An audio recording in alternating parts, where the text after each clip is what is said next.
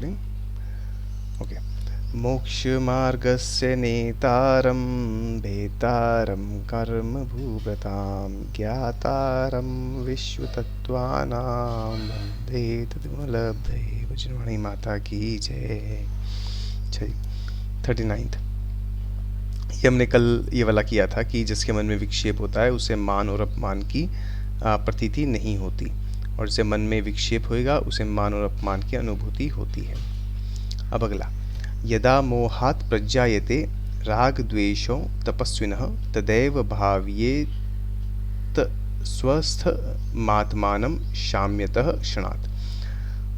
जब कभी मोहनीय कर्म के उदय से किसी तपस्वी के मन में राग द्वेष उत्पन्न हो जाए, मैं तपस्वी है मगर कभी कभार कुछ कुछ परिस्थितियों में मोहनीय कर्म की वजह से उसे राग द्वेष उत्पन्न हो सकते हैं, तो क्या करे? तब वह उसी समय अपने शुद्ध आत्म स्वरूप का चिंतन करे, उसकी भावना करे। इससे राग द्वेष क्षण भर में शांत हो जाएंगे। देखिए, ये एलोपैथिक दवाई की बात करें, एलोपैथिक दवाई होती है ना, एकदम से गोली लेके ही पेन किलर खत्म हो जाता है पेन, तो ये एलोपैथिक दवाई की तरह है। तो जब कभी मन में राग हो, द्वेष हो, मान लो तपस्वी हैं, किसने उपसर्ग कर दिया, या किसने कोई उनका भक्त हो और उसने कुछ उल्टा सीधा बोल दिया, गाली गलौज कर दी, या कोई शरीर में पीड़ा उत्पन्न हो गई, या फिर उनके संग में कोई साधु महाराज का मान लो समाधि हो गई, या कोई साधु महाराज उनके संग में भ्रष्ट हो गए, या उनके आचार्य महाराज से उनके कुछ विचारों में आकर के मतभेद हो गया, कि कोई भी कारण हो सकता है जिससे कि उनमें मन में राग और द्वेष उत्पन्न हो जाए। तो ऐसे में क्या करें? शुद्ध आत्मस्वरूप का चिंतन करें। तो शुद्ध आत्मस्वरूप का चिंतन करेंगे तो क्या चिंतन करेंगे? कि मैं ज्ञायक भाव हूँ और ये राग और द्वेष मेरे स्वभाव नहीं है। ना मैं किसी को सुखी करता हूँ, ना दुखी करता हूँ, ना कोई मेरे को सुखी करता है, ना मेरे को कोई दुखी करता है। और मेरा लक्ष्य क्या है? अपनी आत्मा को पूर्ण पवित्र करना। तो अपनी आत्मा का चिंतन करें तो उससे क्या होगा? उनके राग द्वेष क्षण भर में नष्ट हो जाएंगे। ठीक है। तो आत्मस्वरूप का चिंतन जीव को मोक्ष तक प्राप्त करा देता है। मोक्ष प्राप्त करने का मतलब है कि शरीर और राग द्वेष से और कर्मों से सदा के लिए मुक्ति। तो जो शुद्धात्मा के स्वरूप का चिंतन हमें सारे प्रकार की चीज़ों से हमेशा के लिए मुक्ति प्रदान कर देता है, उसका चिंतन अगर थोड़ी बहुत राग द्वेष उत्पन्न हो जाए और उसमें उसका चिंतन कर लिया जाए तो वो उन राग द्वेष को शांत करने में कैसे समर्थ नहीं होगा। तो आत्मा का चिंतन करें। ये आत्मा का चिंतन करने से हमारे राग द्वेष शांत हो जाते हैं। अब मान लो वो क्रोध रूप भी हो रहा हो तो क्रोध मेरा स्वभाव नहीं है। लोभ रूप हो रहा हो, कोई इच्छा हो रही हो तो ये इच्छा मेरा स्वभाव नहीं है। मान लो कोई इष्ट का वियोग हो गया हो तो ये इष्ट भी वास्तविकता में कोई मेरा दुनिया में नहीं है। मैं तो एक आत्मा अपने में पूर्ण हूँ। कोई अनिष्ट का संयोग हो गया हो तो ये अनिष्ट भी मेरे से पृथक है। ना कोई मेरे लिए इष्ट है, ना कोई मेरे लिए अनिष्ट है। शरीर में पीड़ा हो गई हो तो ये पीड़ा भी मेरे से भिन्न है। मैं क्या हूँ? शुद्ध आत्मा, जिसमें किसी भी चीज़ का प्रवेश नहीं। ना किसी कष्ट का प्रवेश है, ना किसी इंद्रिय सुख का प्रवेश है, ना किसी पर द्रव्य का प्रवेश है, ना किसी दूसरे व्यक्ति का प्रवेश है, ना किसी ने अगर वचन बोले हैं उन वचनों का मेरे में प्रवेश है। मेरे अंदर किसी का प्रवेश नहीं। मैं शुद्ध हूँ। और ये शुद्ध भाव का चिंतन करके वो अपने सारे राग द्वेष को झाड़ सकता है, खत्म कर सकता है। ठीक है जी। इसमें कोई प्रश्न?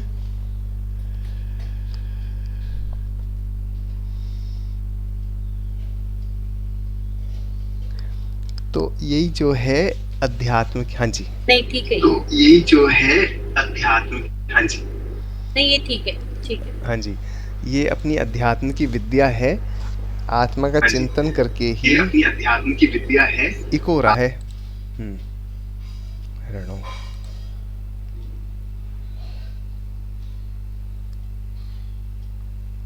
ओके। तो ये अध्यात्म की विद्या है।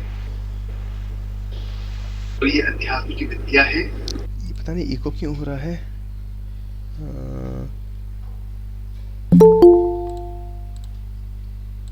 ओके हमें एको नहीं आ रहा है श्री जी। अच्छा ओके, पता नहीं मेरे को क्यों आ रहा है। ओके बट शायद अभी नहीं आ रहा। ओके तो जो शुद्ध आत्मा का स्वरूप है उसकी भावना करें, और यही वास्तविकता है भावना करने को कहा गया है। या तो हम परमात्मा की भावना करते हैं या अपनी आत्मा की भावना करते हैं। हम परमात्मा का चिंतन करते हैं। क्या चिंतन करते हैं परमात्मा का? कि जो शुद्ध आत्म स्वरूप है वो मेरे को प्रकट करना है। जैसे कि कोई मान लो, जैसे मूवी में दिखाते हैं ना, कोई हीरोइन है उसे विलेन पकड़ लेता है, और हीरोइन जो है वो विलेन के कब्जे में होती है, और हमेशा वो हीरो का याद करती रहती है कि हीरो कब आके मेरे को बचाएगा और कब मैं इन बंधनों से मुक्त होंगी। उसके मन में और कुछ नहीं है, मात्र उसे ये चिंतन है कि कब हीरो आकर के मेरे को बचाएगा। तो उसी प्रकार से जो आत्म भावना है वो क्या है कि मैं शुद्धात्म स्वरूप, एक तरह की आत्म भावना क्या होती है कि मैं परमात्म स्वरूप, दो तरह की आत्म भावनाएं होती हैं। एक तो मैं परमात्म स्वरूप को कैसे प्रकट करूं, मैं बंधन में मुक्त हूं। कौन से बंधन में? जैसे हीरोइन विलन के बंधन में होती है, ऐसी मैं मोहनीय कर्म के बंधन में हूँ। मोह से, राग से, द्वेष से और अज्ञान से पीड़ित हूँ, कर्मों से पीड़ित हूँ। और कब मेरा परमात्मा से मिलन होगा, कभी मैं परमात्मा जैसा बनूंगा, अपनी परमात्मा अवस्था को प्राप्त करूंगा। तो इस प्रकार का चिंतन, और इस पूरे संसार में कोई भी मेरे लिए विलन नहीं है। ना घर है, ना परिवार है, ना शत्रु है, ना मित्र है। एकमात्र मेरे राग, द्वेष और मोह ही मेरे जो हैं शत्रु हैं, मेरे बंधन हैं। इनसे कब मुक्त होकर के मैं अपने शुद्धात्म स्वरूप को प्राप्त करूं, ये भावना बार बार बहाना, मंजिल को बार बार सोचना। हम क्या करते हैं, हमारे जीवन में जो शॉर्ट टर्म गोल्स होते हैं, मान लो घर खरीदना है, घर मेंटेन करना है, परिवार वालों में कुछ मेंटेन करना है, बच्चों को पढ़ाना है, लिखाना है, वगैरह वगैरह, उन गोल्स में ही इतना व्यक्ति आसक्त हो जाता है कि उसी के बारे में चिंतन करते करते अपना जो परम लक्ष्य है उसकी ओर विकल्प ही नहीं जाते। तो ये परम लक्ष्य की भावना करना, एक तो इस प्रकार से भावना होती है, और दूसरी होती है कि मैं शुद्धात्म स्वरूप हूँ, मेरा स्वभाव इस प्रकार का है, ऐसा चिंतन करना। जब ऐसा चिंतन करता है तो क्या होता है, ये जितनी भी हमारे अंदर अशुद्धताएं हैं वो अशुद्ध रूप और वो हे रूप दिखाई देने और लग जाती हैं, और उन्हें छोड़ने का भाव होना शुरू हो जाता है। उनके प्रति अरुचि होनी शुरू हो जाती है, उनके प्रति हे बुद्धि बढ़ती चली जाती है। ठीक है, अब अपन आगे बढ़ते हैं। ठीक है, तो ये अपन करने वाली चीज़ है। सामायिक के समय में अपने शुद्ध स्वरूप का चिंतन करें, और वैसे ही अपने जीवन में भी अपन चलते फिरते भी अपने शुद्ध आत्म स्वरूप के बारे में अपन विचार कर सकते हैं। अब अगला, यत्र काये मुनेः प्रेम ततः प्रच्याव्य देहिनम बुद्ध्या तदुत्तमे काये योज्येत प्रेम नश्यति। अगर देह के प्रति अनुराग उत्पन्न हो तो साधक आत्मा को भेद विज्ञान के आधार पर देह से पृथक अनुभव करता हुआ अपनी आत्मा को उत्तम यानी चिदानंद से युक्त अपनी काया में अवस्थित अपने आत्म स्वरूप पर केंद्रित करे। ऐसा करने से देह के प्रति उपजा अनुराग नष्ट हो जाएगा। अब एक महाराज जी हैं हस्तिनापुर में, उनका नाम है भावभूषण महाराज जी। इनकी उम्र है 88 साल, और देखने में वो लगते हैं केवल 62-63 साल के, तो करीबन समझो अपनी उम्र से 20-25 साल कम लगते हैं। तो अभी 3 साल पहले उन्हें डेंगू या मलेरिया हो गया। डेंगू या मलेरिया मुझे ध्यान नहीं क्या हुआ, तो उनको 3-4 डिग्री फीवर था। डॉक्टर आया देखने के लिए, तो देखा तो महाराज का पूरा शरीर तप रहा है, लाल हो रहा है, और महाराज जो है मस्त उनके चेहरे पे कोई शिकन नहीं दिखाई दे रही। तो डॉक्टर कहता है कि भाई कि महाराज आपको तो बिल्कुल, आप तो एकदम टेंशन फ्री दिखाई दे रहे हो, आपको 3-4 डिग्री है और पता नहीं मतलब एक टाइम आहार लेना है, औषधि है नहीं, आप क्या आपका होगा, और आप एकदम खुश दिखाई दे रहे हो। तो कहता है कि मेरे को महाराज जी बोलते हैं मुझे क्या टेंशन है, या मलेरिया शरीर को हुआ है, मेरी आत्मा को मलेरिया हुआ नहीं। अगर मैं जिंदा रहा तो अच्छा है, मैं तो मुनि व्रत को पालन कर रहा हूँ, और अगर मर गया तो मरने के बाद यहाँ से लोकांतिक देव बन जाऊंगा, उसके अगले भाव में मोक्ष प्राप्त हो जाऊंगा, तो भी मेरे को कोई चिंता नहीं, तो मेरा टेंशन किस चीज़ की। ठीक है, तो इसमें कह रहे हैं देह के प्रति अनुराग उत्पन्न हो तो भेद विज्ञान करें। भेद विज्ञान मतलब देह से पृथक आत्मा। एक जीव क्या सोचता है कि मैं मर जाऊंगा, और दूसरा क्या सोचता है मैं शरीर छोड़ के चला जाऊंगा। तो दोनों में अंतर हो गया। जहाँ जीव सोचता है मैं मर जाऊंगा, तो उसमें क्या सोच रहा है कि मेरी सत्ता ही खत्म हो जाएगी, और जहाँ सोच रहा है कि मैं तो शरीर छोड़ के चला जाऊंगा, वहाँ पर सत्ता खत्म नहीं हो रही, मात्र मेरा क्षेत्र परिवर्तन हो रहा है। ठीक है, तो देह के प्रति अनुराग उत्पन्न हो, देह के प्रति अनुराग उत्पन्न हो तो क्या करे, भेद विज्ञान के आधार पर देह से अलग अपने को अनुभव करे कि ये शरीर अगर बीमार हो रहा है तो ये अलग है, शरीर अगर कमज़ोर हो गया है तो ये मेरे से अलग है। अगर किसने शरीर पर कटाक्ष मार दिया है, जैसे साधु हैं तो शरीर पर कोई कटाक्ष ही मार सकते हैं, कितने मैले कुचैले हो रहे हैं, है ना, तो भी ये शरीर मेरे से भिन्न है। और शरीर मान लो बदसूरत हो रहा हो और कोई उल्टा सीधा बोल दे तो भी शरीर मेरे से भिन्न है। अगर शरीर बूढ़ा हो गया हो तो भी मैं बूढ़ा नहीं हुआ। अगर शरीर जो है दुर्बल हो गया हो तो मैं दुर्बल नहीं हुआ। शरीर काला कुचैला हो गया है तो मैं काला कुचैला नहीं हुआ। तो शरीर से भिन्न जब अपने भेद विज्ञान कर देते हैं तो शरीर से होने वाली सारी विविधताएं खत्म हो जाती हैं। तो ये सारा खेल आप देखोगे बुद्धि का खेल है, मन का खेल है। मन की सफाई ही मोक्ष मार्ग है।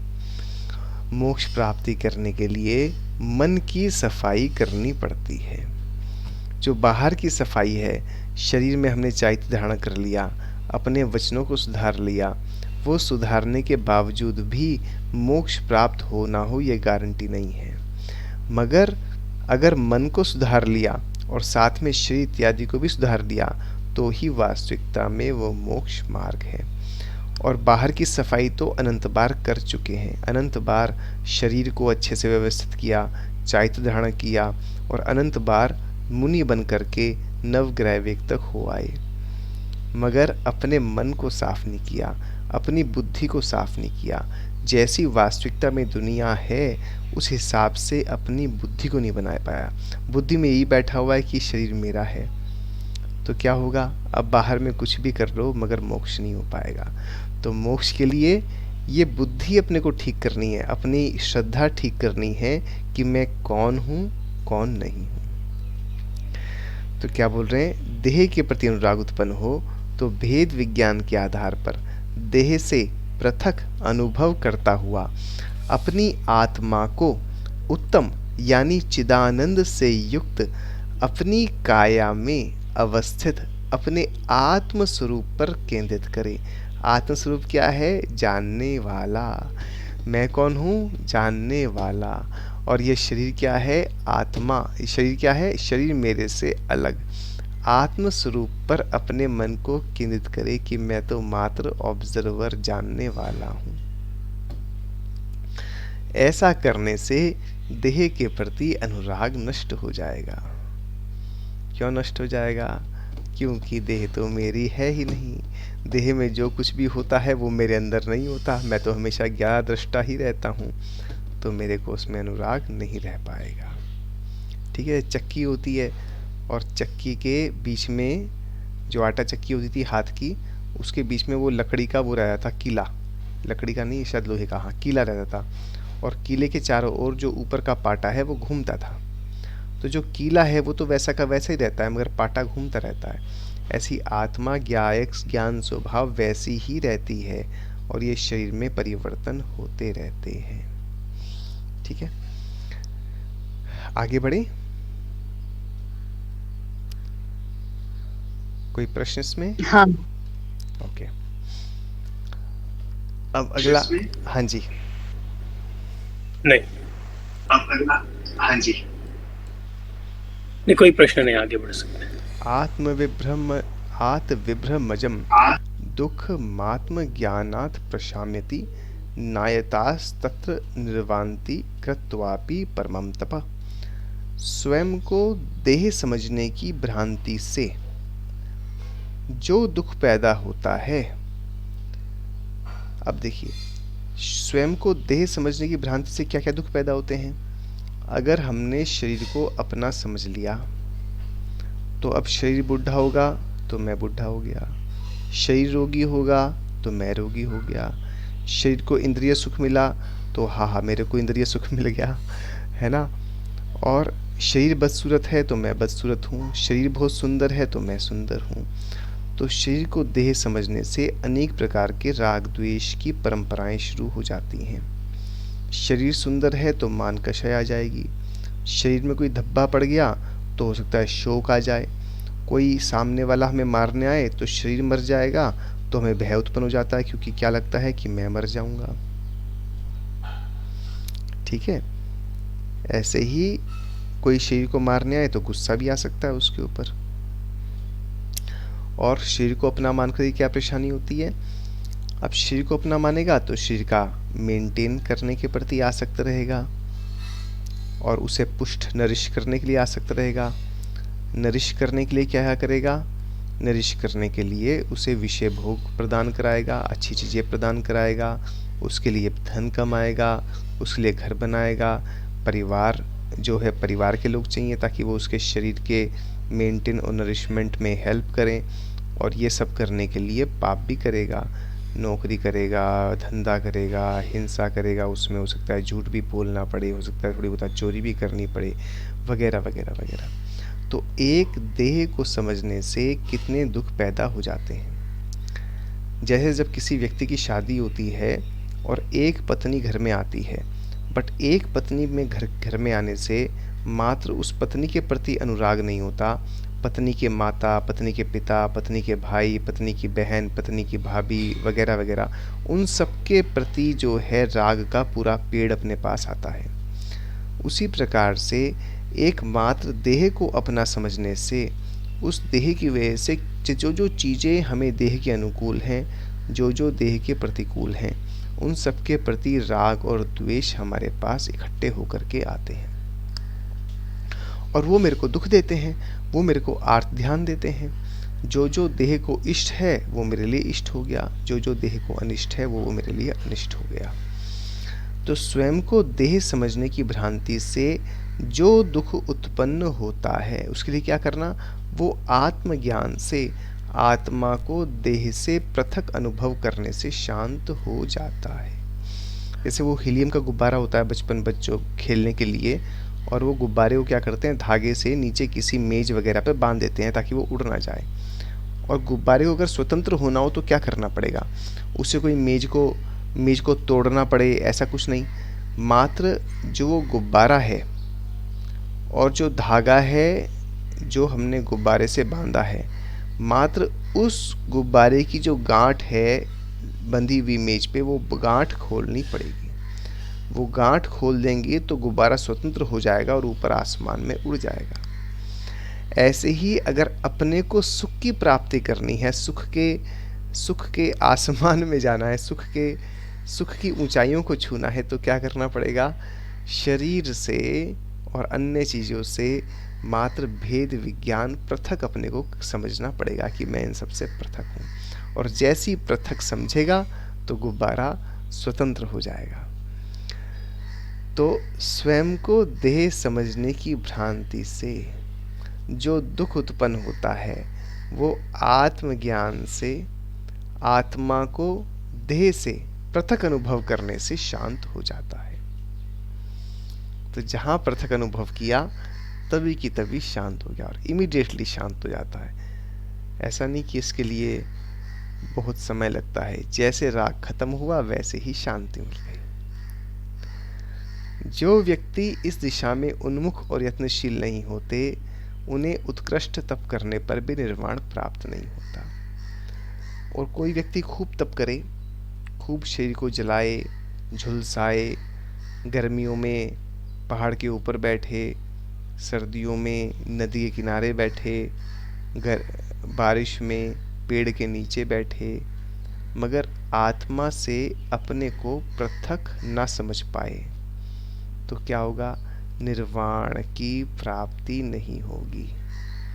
तो निर्वाण की प्राप्ति के लिए सबसे मुख्य क्या है? सबसे पहले अपनी बुद्धि से ही होना कि ये शरीर से अलग मैं हूँ, मेरा स्वरूप अलग है।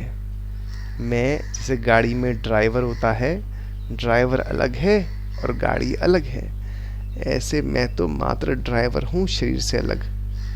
या फिर जैसे किराएदार होता है, किराएदार घर पे रहता है किसी के और रेंट दे के भाड़ा दे करके रहता है, ऐसे ही मैं रह रहा हूँ शरीर में। और कौन सा भाड़ा है? आयु कर्म का भाड़ा।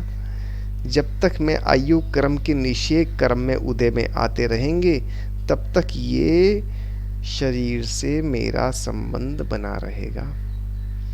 और जहाँ पर आयु कर्म के निषेध उदय में आने बंद हुए तो आत्मा को इस शरीर से बाहर निकलना पड़ेगा। जब तक किराएदार किराया देता रहेगा तब तक घर में रहेगा, और जब किराया देना बंद कर देगा तो मकान मालिक धक्के मार के बाहर निकाल देगा। तो हम क्या है? शरीर में किराएदार। शरीर अलग है और आत्मा अलग है। ये जब अनुभव करते हैं तो ये सारे राग द्वेष हमारे खत्म हो जाते हैं। ठीक है, कोई प्रश्न इसमें?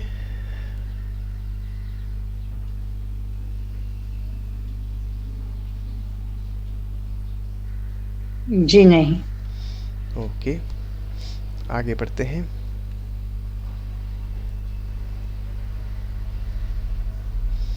शुभम शरीरम दिव्यांश विषयान भिवांछति उत्पन्नात्ममतिर देहे तत्वज्ञानी ततश्च्युतिम। शरीर को आत्मा समझने वाला बहिरात्मा व्यक्ति। बहिरात्मा कौन होता है?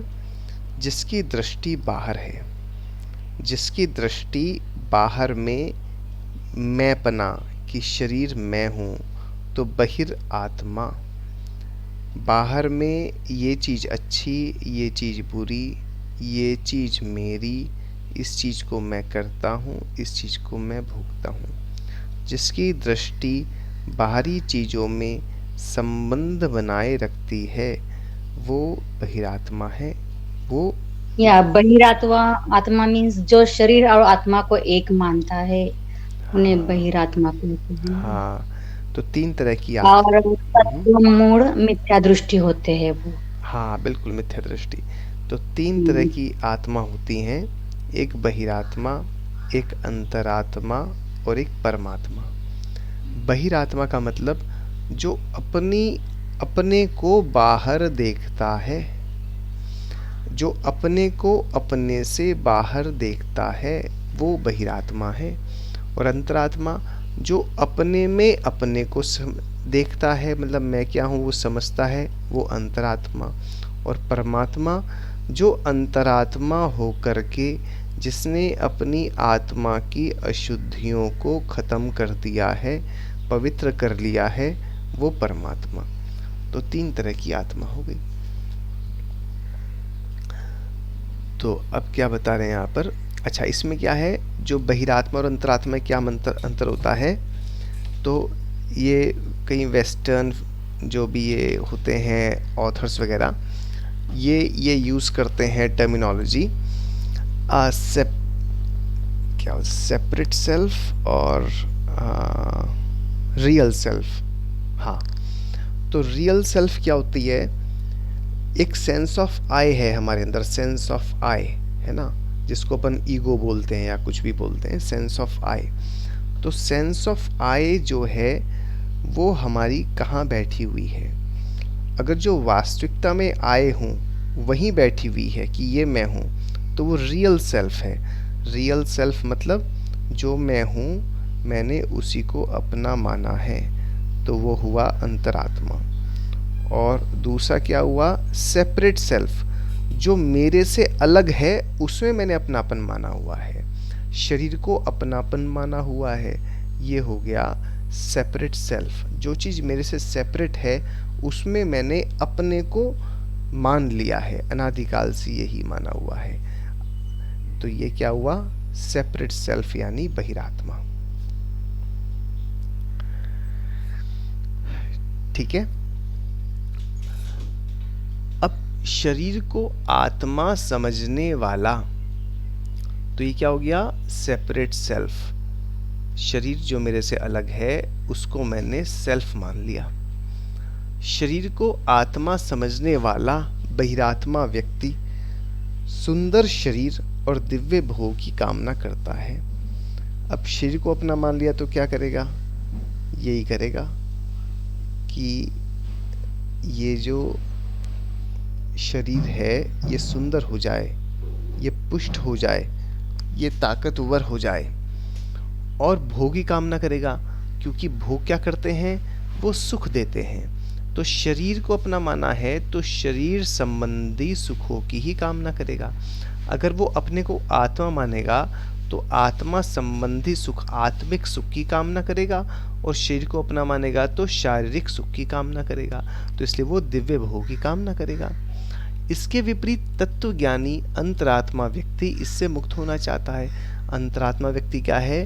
वो जिसने रियल सेल्फ, मैं आत्मा हूँ, ये ही मैं हूँ, ये मान करके क्या करेगा? मुक्त होना चाहेगा। क्यों? क्योंकि अगर रियल सेल्फ ये आत्मा ही मैं हूँ, तो कैसी आत्मा होनी चाहिए? जो पवित्र है, जो आनंद में है, जो अपने स्वाभाविक गुणों में है। और ये सब शरीर इत्यादि क्या करते हैं? ये मेरे अंदर विभाव पैदा करते हैं, ये मेरे को दुख उत्पन्न करते हैं, ये मेरे को संसारी अवस्था में लेके जाते हैं। इसे अंतरात्मा क्या आता है? इनसे मुक्त होना चाहता है, शरीर से भी और दिव्य भोगों से भी। जैसे अपन ने एग्जाम्पल दिया था ना कि जैसे हीरोइन है और उसे विलन ने पकड़ लिया है और वो चाहता है मैं से मुक्त होकर के मेरा हीरो से मिलना हो जाए। तो अंतरात्मा व्यक्ति क्या चाहता है? ये शरीर से और ये भोगों से जो मुझे संसार में फंसाए हुए हैं, इनसे मुक्त होकर के मेरा अपनी आत्मा से मिलन हो जाए, मैं परमात्मा बन जाऊं। तो दोनों में अंतर है। अंतरात्मा व्यक्ति इसको कैद समझता है, शरीर को, भोगों को, मोह को कैद समझता है, और बहिरात्मा व्यक्ति इसमें एंजॉय करता है। तब सोचो बहिरात्मा व्यक्ति की क्या अवस्था है? उसकी ये अवस्था है कि जो उसका शत्रु है वो शत्रु को उसने मित्र माना हुआ है। एक मिनट में दरवाजा बंद करके आता हूँ, काफी बैकग्राउंड आवाज आ रही है।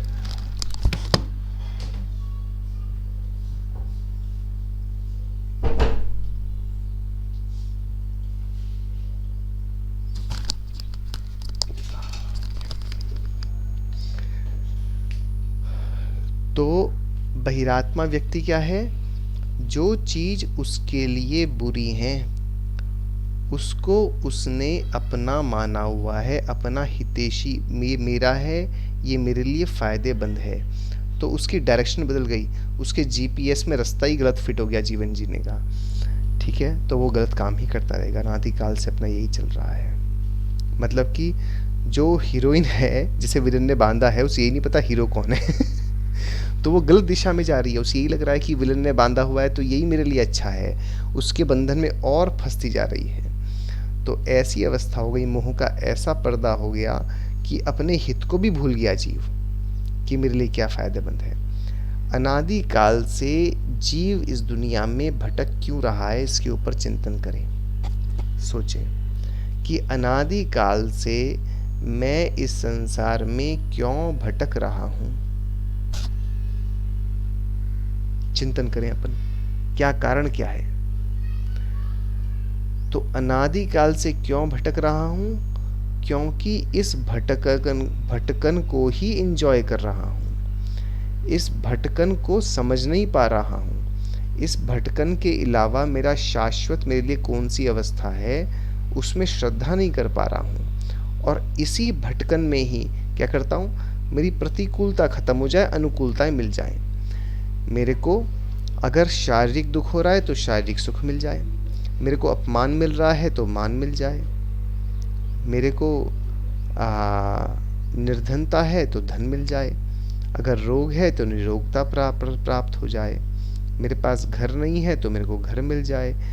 तो मेरे को प्रतिकूलता से अनुकूलताएं मिलने में ही अपने को सुखी मान रहा हूं।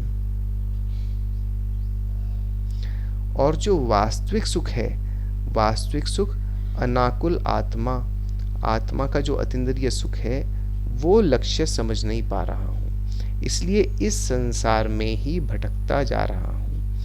प्रतिकूलता से अनुकूलता की तरफ भागता हूँ कि प्रतिकूलता से अनुकूलता मिल जाए, और क्या करता हूँ, वो अनुकूलता की ओर भागता हूँ और उस भागने में अनेक पाप करता हूँ, कर्म का बंधन करता हूँ, और वो अनुकूलता मिल भी जाए तो वो पुण्य कर्म के उदय से ही मिलती है, और जब तक पुण्य कर्म की बैटरी चलती रहती है तब तक वो मिलती है, और जहाँ पर उसकी बैटरी डिस्चार्ज हुई वो पुण्य वाली अवस्था भी खत्म हो जाती है। ये अनादिकाल से मेरे साथ चलता आ रहा है। ठीक है, तो अंतरात्मा आदमी क्या व्यक्ति क्या जाता है, मुक्त होना, और बहिरात्मा इसमें ही फंसा रहता है। ठीक है, इसमें कोई प्रश्न?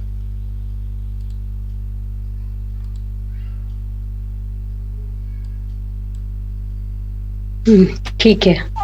ओके, तो अभी ध्यान करना है अपने को, 10-15 मिनट है या फिर आगे बढ़ना है?